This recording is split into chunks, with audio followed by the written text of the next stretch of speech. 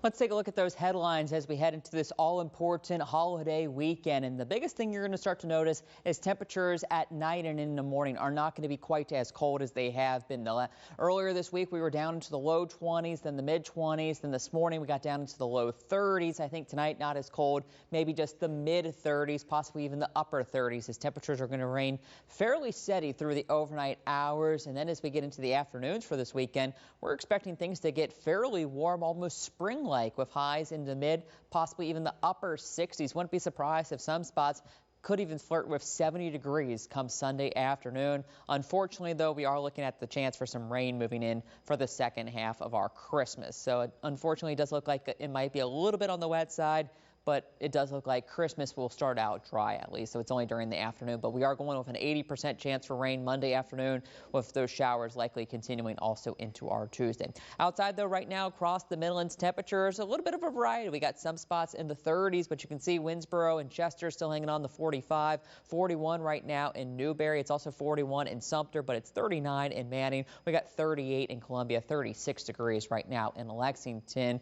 Things have cleared out, although there are still some high clouds over top the Midlands and the South Carolina state. I think things continue to clear through the rest of tonight, but we'll still hang on to some clouds. But as mentioned, not as cold. We only think we drop a few more degrees into those mid 30s. And then tomorrow afternoon, look at this warm up across the entire state of South Carolina. Low 60s in the upstate up towards the Rock Hill area.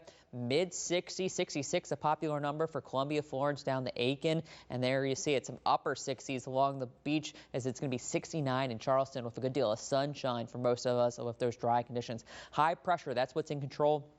We're getting this nice southerly flow pushing in that warmer air. It's also going to make it a little bit more humid. It's not going to be quite as dry, so maybe you don't need the chapstick or the lotion as much, but very comfortable. Mid 60s tomorrow afternoon. High pressure still sticking around for Sunday, so that's why we think Sunday's still a fairly nice day, partly cloudy, mid to upper 60s. But our next storm system on Christmas Eve will be developing across the central portion of the country, bringing rain from Minneapolis all the way down to the Gulf Coast. That system then starts to head our way, bringing rain to the Great Lakes, down into the mid-Atlantic, and all the way into the southeast. So it does look like PM showers will be moving in for the second half of our Christmas. Here's the latest look at the futurecast, kind of breaking this down a little bit more. So just a few high clouds tonight into tomorrow morning, but plenty of sunshine expected for our Saturday.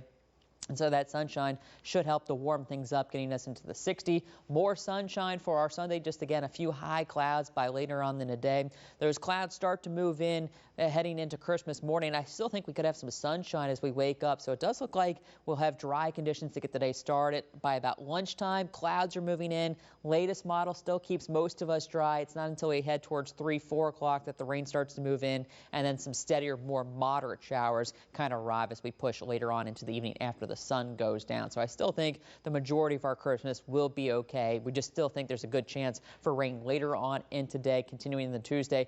The temperature is still in the 60s, so should be fairly comfortable there. We do start to dry up with sunshine returning as we wrap up the new year, heading into the last part of next week and the following weekend, with highs as we head towards the new year only in the low 50s, so it could be a chilly New Year's Eve.